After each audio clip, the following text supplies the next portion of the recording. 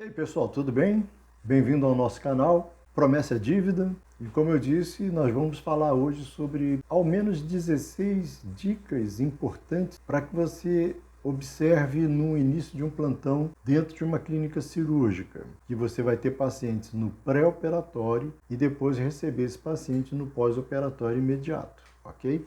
Pré-operatório, nesse caso imediato, e no pós-operatório imediato e imediato. Outra hora a gente vai falar sobre todas essas questões. Agora, você que não é inscrito no canal, se inscreva. Ative o sininho para receber todas as notificações.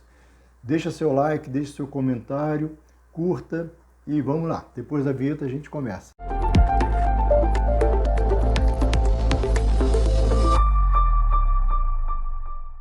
Bom, mas vamos lá. Eu vou começar e vou passar alguns conselhos importantes. Eu vou tentar resumir. Não dá para resumir, desculpa. Se eu for falar de o que o enfermeiro faz dentro de uma unidade, são itens intermináveis. E tem muitas variáveis que podem ampliar isso.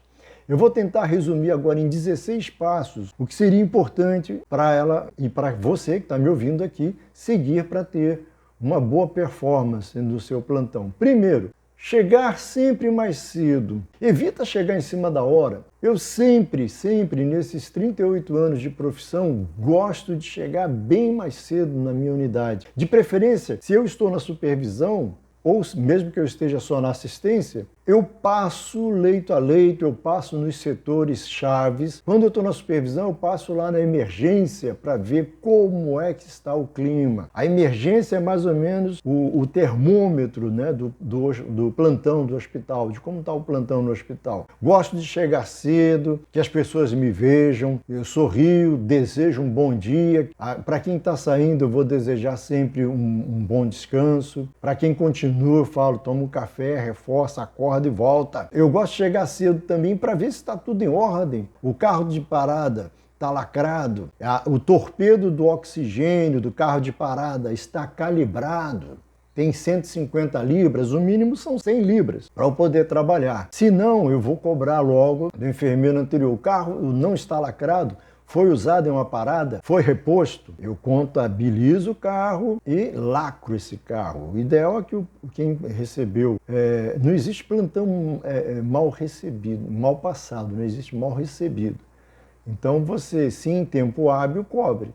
Se não, se você chegou já na hora, você assume ali e dá continuidade ao processo. Visto isso, claro, algumas coisas podem ser a mais, a menos, detalhezinho. Tem medicação importante para controlar, né? Tem que testar o desfibrilador, já testa, né? Dá o ok. Recebe o plantão com a equipe, ok?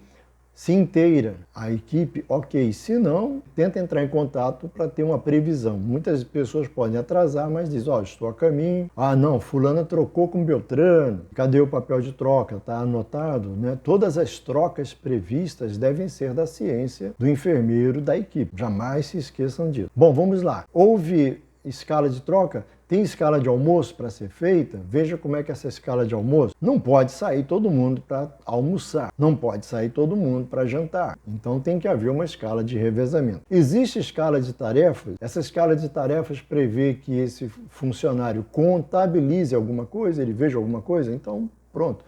Vamos tentar fazer com que isso também seja seguido. Terceiro ponto importante para a gente dar preferência em receber o plantão enfermeira levantando à beira do leito os casos de pacientes mais graves, pacientes que estejam em vigilância, como a gente chama, pacientes que estejam com alguma instabilidade, dê preferência aí à beira do leito, veja o que está acontecendo. Já recebi plantões nessa situação que, indo à beira do leito, eu aproveitei e acabei treinando a enfermeira mais nova em algumas situações que poderiam e deveriam ter sido vistas. Vou dar um exemplo. Esse paciente está com queixas de falta de ar desde as 15 horas, agora são 19. Eu fui ao leito, levei o oxímetro, levei o estetoscópio e um par de luvas e fui à beira do leito desse paciente. Quando eu cheguei, esse paciente tinha um dreno de tórax no lado direito. Eu perguntei, ele me viu e falou, doutor, dá um jeito, por favor, tô morrendo. E ele sentado na cama, o leito não estava elevado. Eu falei, não, mas é melhor ele ficar quieto e com o leito levantado. Levantei o leito, acalmei, deixei-o bem posicionado, levantei um pouquinho as pernas para ele não escorregar na cama e comecei, falei meu nome e falei, eu vou escutar, ao escutar o seu pulmão aqui. Peguei o estetoscópio, comecei a ouvir, pá, pá. Cheguei no lado do hemitórax direito, coloquei o estetoscópio, não ouvia muito bem não, os murmúrios estavam meio sumidos naquele lado. Palpei, né, e senti que havia uma floculação, que a gente chama, bem característica do enfisema subcutâneo, quando entra ar, né, e invade os tecidos embaixo da pele. Esse enfisema subcutâneo, ele estava com um dreno de tórax. Eu perguntei, você abriu esse dreno? Você abriu esse curativo do dreno? Ela disse, não. Falei assim, mas é uma das primeiras coisas que a gente tem que investigar. Pega lá o material. Eu falei para o meu técnico pegar o material, pegou o material, a gente abriu. Quando eu vi, gente, um dos buraquinhos do dreno, que deveria estar dentro para cima, estava para fora. Então entrou ar, esse ar fatalmente fez um pneumotórax, também facilitou um enfisema subcutâneo nesse paciente, e com certeza o pulmão dele não estava expandindo. Resultado, falta de ar. Assim que eu vi, né, eu olhei para o selo d'água, tudo bonitinho, papapá. Eu pedi uma luva estéreo e álcool, que a gente chama, né, o clorexidina alcoólica. Fiz uma limpeza rápida, uma desinfecção rápida daquele local. Cortei um dedo da luva e envolvi, fiz um nó, fiz uma rolha, um tampão ali, fiz um remendão. Pedi para ele soprar, chamei o fisioterapeuta, ele estava com CPAP, e ele foi fazendo aos poucos, né, pressão positiva, exercício, o dreno começou a borbulhar, ele, doutor, o senhor está me salvando. Aí, graças a Deus, estou respirando melhor. E daqui a pouco ele estava com reexpansão. Aí a menina olhou para mim e ficou admirada, mas eu falei, não quero que você se admire, eu quero que você aprenda, né? Depois, à parte, eu falei com ela. Chame sempre a equipe. Eu chamei, mas eles não quiseram vir, pediram para fazer uma nebulização com isso ou aquilo outro. E eu disse, anamnese, exame físico, isso compete ao enfermeiro. A gente não pode pensar que eu não possa diagnosticar. O nosso diagnóstico é diferente. Como é que eu vou diagnosticar esse caso? Eu olhei para ela e disse, não sei. Falei, então, ele estava com a capacidade ventilatória preservada? Não. Então ele estava com o quê? A capacidade de expansão pulmonar prejudicada. Caracterizada pelo quê? Pelo dreno aberto? Não. Isso foi a causa. Caracterizada pela redução dos murmúrios vesiculares. Essa foi a caracterização, isso que caracterizava sinais e sintomas. Relacionado a, sim, aí sim, deslocamento físico do dreno, permeando um dos orifícios de drenagem. Eu falei para ela, calma, você vai chegar lá. Hoje em dia ela é uma excelente profissional, né? Ela nunca se esquece desses detalhes.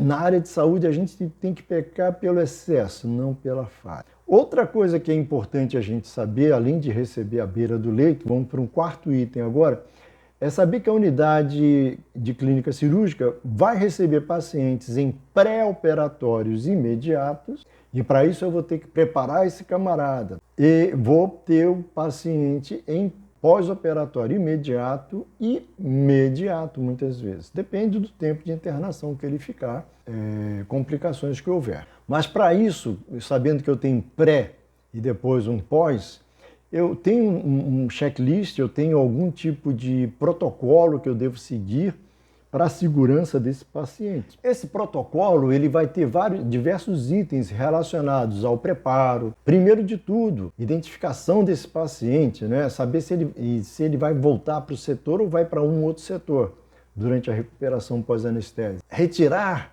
e guardar anéis, pertences, joias, valores. Se ele tiver com acompanhante, a gente faz o rol, o acompanhante fica com o material, assina e se responsabiliza. Se ele não tiver um acompanhante, nós fazemos um rol, ele assina, uma outra testemunha assina e esses pertences são guardados junto à supervisão de enfermagem e depois, dependendo da rotina do hospital, num setor chamado de hotelaria. Esses pertences incluem, entre outras coisas, gente, próteses dentárias. Toda prótese que é removível, ela deve ser retirada e o paciente vai ter salvaguardado os seus bens. São muitos detalhes para ser lembrados, eu sei disso.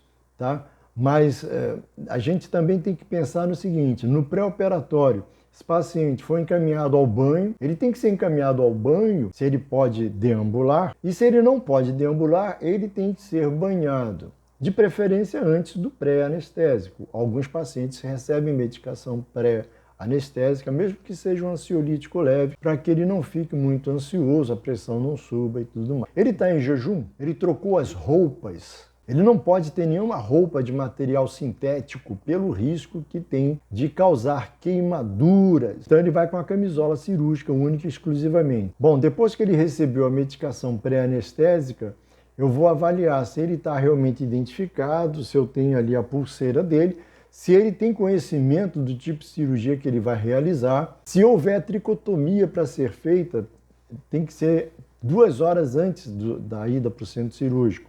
Alguns serviços já nem fazem mais a tricotomia, mas outros fazem, e inclusive vendo a questão de poder manter livres o risco de infecção, de contaminação, tá? Evitando lesões, sangramentos e crescimento de micro-organismos, colonizando e levando a uma eventual infecção. Atenção para o paciente que tem o risco de desglicemias. Quais são esses pacientes? Pacientes diabéticos, seja do tipo 1, tipo 2, ele vai ficar em jejum muitas vezes, então é importante lembrar para o médico a manutenção de um acesso venoso nesse paciente, onde ele possa receber um aporte hídrico e calórico proteico, evitando essas desglicemias. Importante também checar os sinais vitais desse paciente logo pela manhã, vendo inclusive, principalmente, a pressão arterial e a glicemia em jejum, ok? Cuidado com os pacientes que são fumantes, né? O tabaco muitas vezes cria uma dependência física e o paciente pode não ter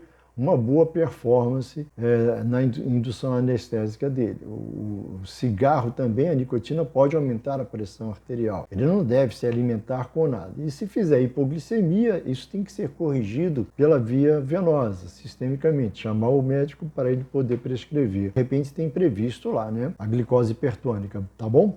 Vamos lá. Então, nós vamos também ver a comunicação. Se ele sabe que vai ser feito, se conversou com o cirurgião, se o anestesista passou a visita e os exames e laudos necessários que devem subir com esse paciente acompanhando, né? E principalmente, finalmente, se há o termo de consentimento, tanto para a doação de sangue como para a indução anestésica e a cirurgia em si. Após o pré-anestésico, levantar as grades do leito pelo risco que esse paciente tem para evitar quedas. Nessa hora ela estava me olhando assim com a cara de espantada. Ai, meu Deus, o que é que me espera? Caso o paciente retorne em pós-operatório imediato, é importante esse leito estar preparado. Então a cama de operado, né, é uma cama especial que o cobertor fica preparado, separado à parte. Eu tiro o travesseiro, coloco uma toalha, porque esse paciente fatalmente pode chegar nauseado e fazer vômito. Entre as roupas de cama, na parte de cobertura, um cobertor, uma colcha, um cobertor, porque esse paciente fatalmente vai chegar com hipotermia. Verificação de sinais vitais, como eu disse, no pré-operatório e no pós-operatório. Ele vai ser de 15 em 15 minutos na primeira hora, de meia em meia hora até estabilizando e depois de 1 em 1 hora até estabilizar, depois 4 vezes ao dia como convencional. Observar nesse paciente no pós-operatório também assim que ele chegar, o curativo, como é que ele está externamente? Tem sinais de elevação, de distensão? Esse paciente tem catéteres? Esses catéteres têm que ser postos em drenagem. Existe algum tipo de dreno, tem que ser aberto e computado. O catéter vesical de demora, se ele veio com ele, deve ser medido, anotado o aspecto da urina e desprezado, para depois a gente controlar nas próximas horas o volume urinário. Para você ter uma ideia, o volume urinário desse paciente vai ter que ser aproximadamente o peso desse paciente, ml hora. Ou seja, uma pessoa de 70 quilos fatalmente vai produzir aí em torno de 50 a 70 ml de urina por hora. Abaixo de 50, esse paciente está em oligúria, oligo, baixa, úria, urina. Vamos ficar de olho. Tá? Isso pode ser uma complicação no pós-operatório. Tá? E abaixo de 30 ml por hora, esse paciente está oligoanúrico. Chamaram a atenção para o médico sobre esse quesito. Assim que chega da cirurgia, fatalmente os membros estão muito frios, tá? Então a colocação do saturímetro de dedo, ele tem que ser no maior dedo que esse paciente tiver, aquecer bastante esse paciente e colocar ali, tá? Para poder captar a saturação de oxigenação capilar desse paciente, ok? A catéter sonda nasogástrica, como a gente falou, observar o tipo de drenagem, tá? E testar a localização, algumas vezes é importante. Às vezes você vê um catéter nasogástrico, não tem nada, o paciente fez uma cirurgia abdominal, testa, como é que eu testo a localização? Eu vou colocar o estetoscópio no ouvido, a concha do estetoscópio na região epigástrica, de uma seringa vazia, limpa, de 20 ml de ar, vai ser injetada abruptamente para testar o prompt, né? Esse som abrupto lá, confirmando a sua posição, tá? Caso contrário, sendo uma cirurgia gástrica, de gastroenterologia, é bom chamar a equipe para que eles possam rever o posicionamento do catéter. Nem todos os cirurgiões gástricos gostam que mexa com o catéter, principalmente se esse paciente fez alguma intervenção estomacal. É responsabilidade da equipe médica nos primeiros momentos de pós-operatório imediato, fazer algum tipo de intervenção. Finalmente, a soro. Tem algum soro? Colocar o suporte, fazê-lo correr. Tem alguma droga importante, droga que tem efeito para acelerar o coração, aumentar a força de contração, como é o caso de cardiotônicos, vasopressores? Tem alguma droga para diminuir a pressão, como é o caso de vasodilatadores? Tudo isso tem que ser colocado na bomba de infusão. Colocado na bomba de infusão, instalada essa bomba de infusão. Se for necessário, estabelecer, lançar o balanço hídrico. Balanço hídrico a partir da hora que a pessoa chegou no posto, não importa. Eu anoto o volume de soro que veio, eu desprezo, anoto o volume de urina que chegou, mas desprezo e começo um balanço hídrico desse paciente. Vou mensurar todas as drogas, substâncias, soluções, sangue, se ele recebeu, e aquecer o paciente, é importante.